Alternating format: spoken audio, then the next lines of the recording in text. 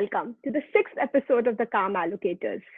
Like always, we aim to separate the voice from the noise, and this episode is a very special one. Agri reforms are a pressing issue at this point, and rightly so. It is a sector that still contributes 18% to India's GDP, and approximately 50% of our population relies on it. Joining us today is Dr. Ashok Gulati, a name to reckon with when it comes to agriculture economics and policy making. Dr. Gulati is the Infosys chairperson for agriculture at ICRIER. He is currently also on the Central Board of Directors for RBI, NABARD, and NCDX.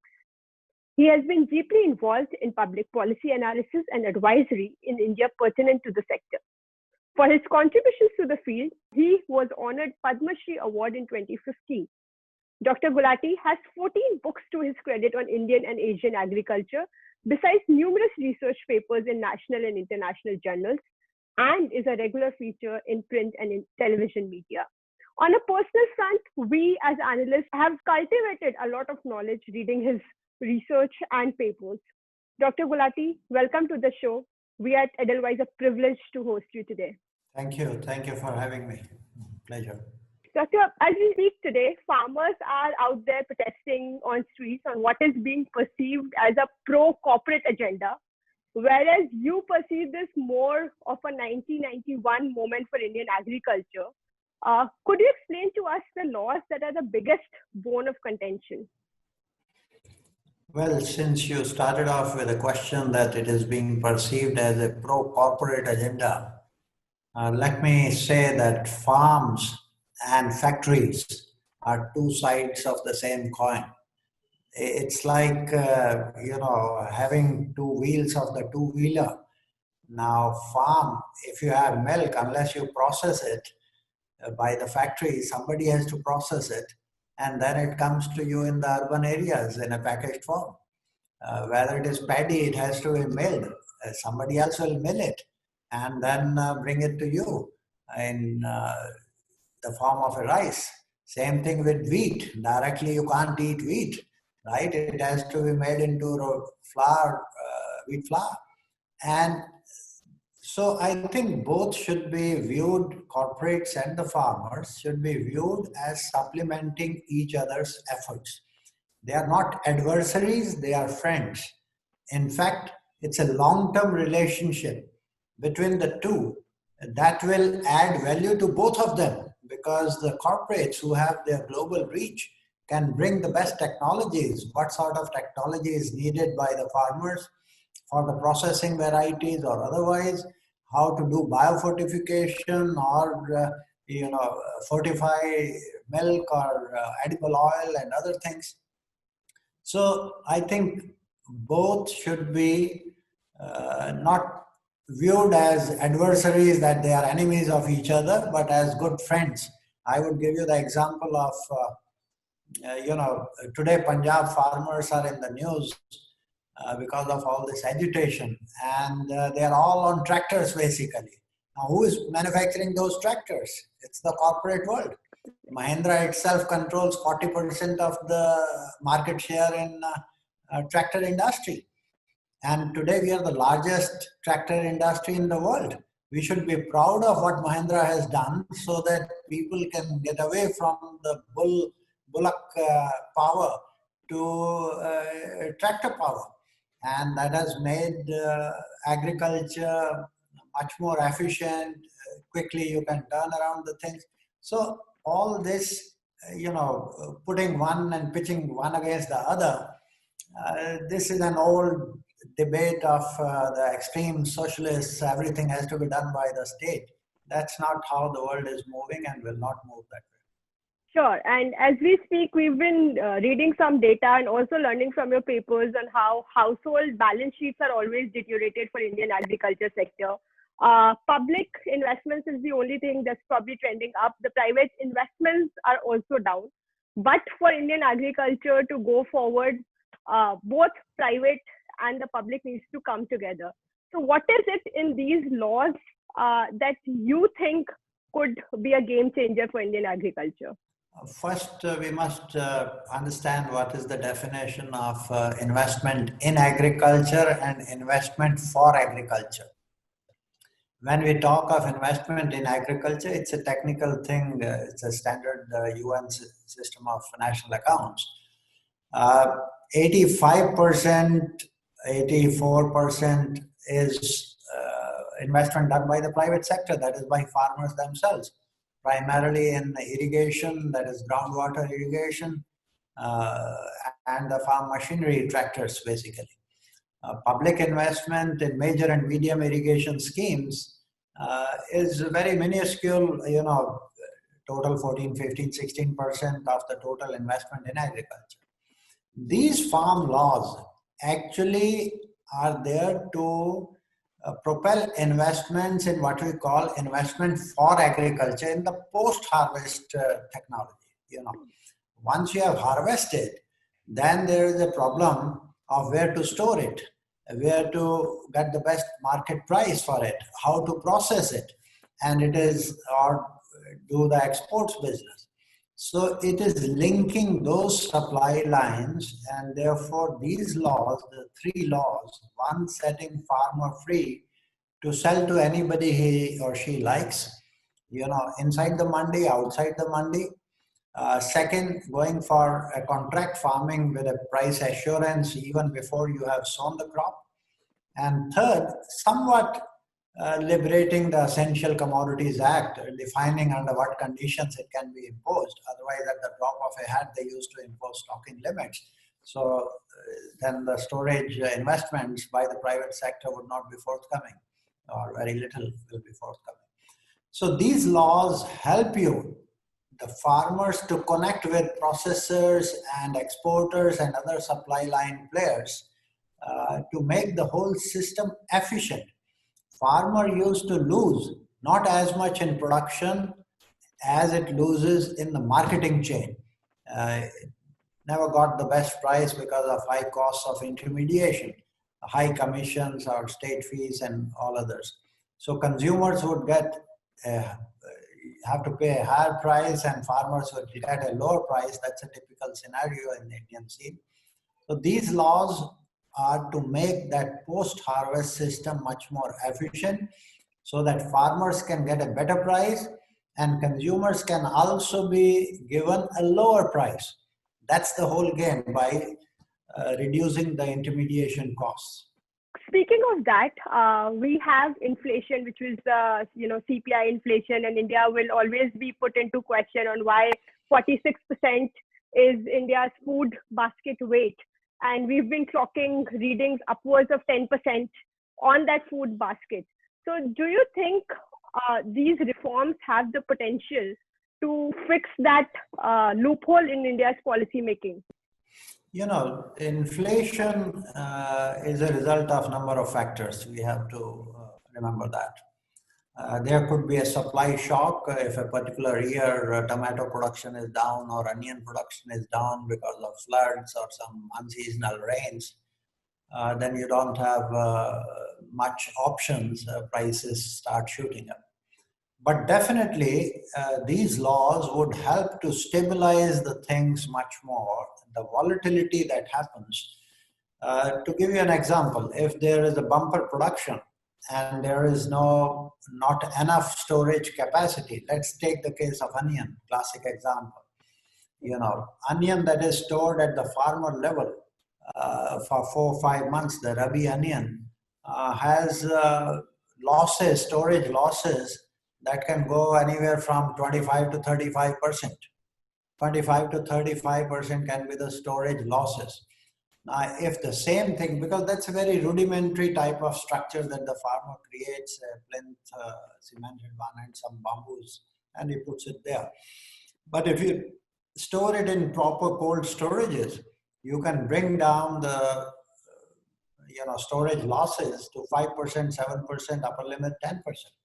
So there is a huge saving in between of the produce that is being lost. Now that thing should allow you to give a higher price to the farmer, so his economics improves. Also the consumer gets and throughout the year you will have supplies to do that. But going forward, even when there are supply shocks, the world doesn't go for everything fresh onion or fresh tomatoes. there's a lot of food processing industry. Onion can be converted into dehydrated onions. The shelf life is more than a year. Now, when the price of the fresh is high, you can switch easily to the processed onion. That needs to be promoted in the country. This country doesn't know as much, although we are exporting actually dehydrated onions. But within the domestic market, it's a new product, so people are not aware, and that needs to be propagated. Same thing with tomato puree. So that's how you bring stability in the prices, because at the time of harvest, these processors buy, so they give a little lift to the price. And then during the lean season, you can use these without paying through your nose very high prices for the limited quantities of the fresh. So I think a combination of fresh and processed is there to help tame inflation. But at the end of the round, it is supplies have to exceed the demand. Only then, if the demand is continuously ahead of supply, then you will have higher and higher prices. That's true, but I think you made a very important point where you said people are not aware. And even with these reforms, it feels like there is a miscommunication between the farmer community and the government, and adequate clarifications have not been made. Now, what do you think would be the middling path? Where do you think with the protest leaders, do you think a middling path would come from the government? And what would rather be a very ideal policy prescription at this time? Well, it's difficult to say what the government would do, but definitely hard lines on both sides is not good for the country, not good for the people of this country. Normally, government being in power, they should have the generosity and go forward to offer for talks, which they have been doing. 4 or 5 rounds have already happened, and hopefully very soon some resolution should come. I think the main concerns of the farmers, that the fear that APMC mandis will be gone, or MSP will be gone, or their land will be taken away by the corporates, these were totally unfounded fears. These have been deliberately created. A fear psychosis has been created. And that's why I think Prime Minister even yesterday said in Kutch that some of the parties are trying to mislead the farmers. Now, if those fears are real and genuine, then the government should give them in writing that APMC's mandis would remain. I know they will remain, but if the farmers have that fear, then government should bridge that deficit of trust and remove any doubts that farmers have. MSP in the current system will go on, but some of the farmer groups, they have changed the goalpost, and they are saying, oh, MSP should be made a legal statutory binding on the private sector. I feel that's a very regressive step, because in that case, the private sector will not come forward to buy in case there is a supply exceeding demand, and farmer will be left high and dry. There will be no buyers, because government cannot buy everything. And if you force the private sector to buy at that price, the things will go. I consider that as a very regressive step. So basically, if private sector does buy at any price, is better than being left with the supply, just with the farmers, is probably what you're thinking, because MSP has been dysfunctional. Otherwise, also, the government hasn't procured the promised amounts, the food stock buffers have been rising. So if private sector consumes, or rather takes up some portion of it, that is net benefit to the farmers. Is this the thought process there that we think is ideal? Sure. Government can definitely expedite, extend, depending upon how much money they have in their pocket to buy how many commodities. I think India is the only country which has 23 commodities under MSP system. China had only 4, and they gave up in 2016 one that we can't handle it. They switched over from price support to income support. They gave up maize that it is impossible to handle because the stocks started accumulating, and this is a dead weight loss. So I think countries have experienced this. It was happening in US during 60s and 70s. Europe, you saw in the 70s and 80s, mountains of butter and lakes of milk. So it's not first time this is happening. This has happened, and country after country have learned that price support is not the right way to go forward. Income support is a better policy which distorts the markets less. So I think India is on the verge of that, switching its price support to income support. Do you think India can have a deregulated market? And you've really done some work on doubling farmers' income and everything. What is the way out? Should we focus more on allied activities now than agri activities? There is no doubt that the cereal dominated system has to change. So we have to think of better nutrition, more safe food, and the demand for poultry.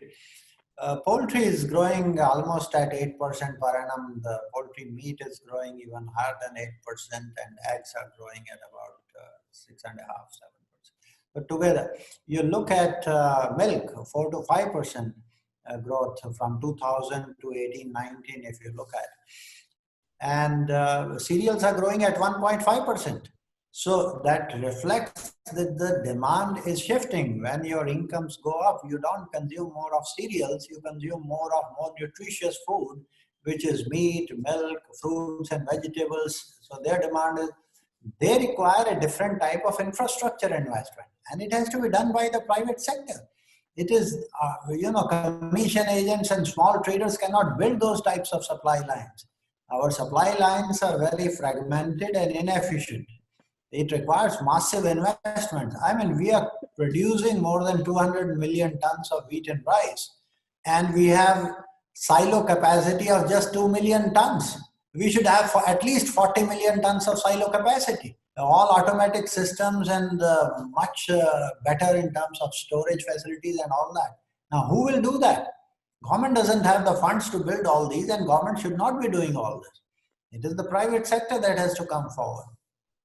So that is very much there, and I think we have to move in that direction. Unfortunately, Punjab and Haryana belt, which is tuned to just wheat and rice, more of Punjab than Haryana, the leadership and their own wisdom should tell them wheat and rice, those days of 65 and 70s are not there. Country is in surplus of grains. So they should switch to pulses. They used to have, makki ki roti, sarson ka saag is most famous for Punjab, and dal makhani. Where is dal left in Punjab? You don't find those things. Luckily, dairy is doing good in Punjab, and I think they need to do more on poultry or fruits and vegetables in particular. I think they have lagged behind. So somewhat on pulses, somewhat on oil seeds, somewhat on livestock, fishery. Haryana is trying to diversify away from rice because rice is a water guzzler. I think Punjab needs to learn something from Haryana right away. Okay. So move beyond cereal dominance and focus on more productive sectors in agriculture. Last question to you. And higher income, because that will increase the income of the farmers. Not wheat and rice.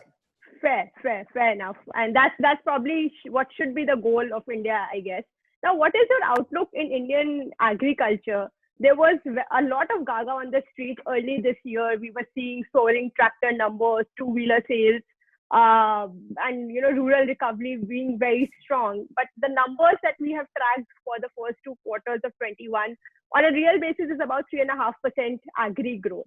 How do you see this number changing in this year, but also let's say for next 5 years? Do you think agri has a turnaround story in place? If you look at the long-term growth of agriculture, let's say from 2000 onwards, it will be anywhere between 3 to 4%. The UPA period of 2004-5 to 13-14, it was good, 3.7%. But Modi 1.0 was only 2.9%. But remember that there were 2 severe droughts, 14-15 and 15-16, which is very rare. So the Modi period suffered because of those two droughts. But the resilience is that anywhere around 3.5% growth if you can get, because your population is growing at 1.1%, and then income impact on better food, that is to be taken care of. India is today net surplus in terms of its exports of agricultural commodities, right? So, given all this situation, our policies, which were made for deficit years and extreme deficit years, have to move towards somewhat more comfortable regime of agricultural commodities. There are pockets when there are still deficits. Edible oil is one of them. We are one of the biggest importers, where almost 60% plus is being imported of our consumption. That's where you can give better incentives, but you have to also look at your import competitiveness or export competitiveness. So trade competitiveness in an open economy environment determines also what your cropping patterns should be. So from that angle, I think looking forward, we have to move from food security to nutritional security. And nutrition means more of livestock, more of fruits and vegetables, more of pulses. All these require somewhat a different flavor, and you cannot remain stuck with just wheat and rice policies. Thank you, Dr. Gulati, for that insightful talk.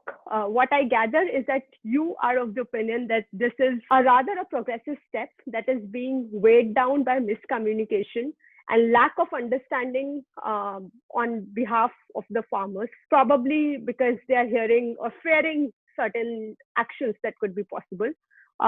You also believe, and rightly so, that it's time Indian farmers look beyond cereals and invest more towards the protein basket, the oil seeds, poultry, and allied activities that has more productivity involved and also would lead to higher income for the farmers. It's very well said that it's time that India's public sector and the private sector come hand in hand to take India's agriculture to a new trajectory, something that has already been played out in other countries. So we hope that these protests end in a peaceful manner and India's agriculture could start on a highway of new growth, something that would help the overall nominal GDP growth of India. On that note, thank you for watching, and thank you, Dr. Gulati, for coming over to the show. Thank you. Thank you for having me.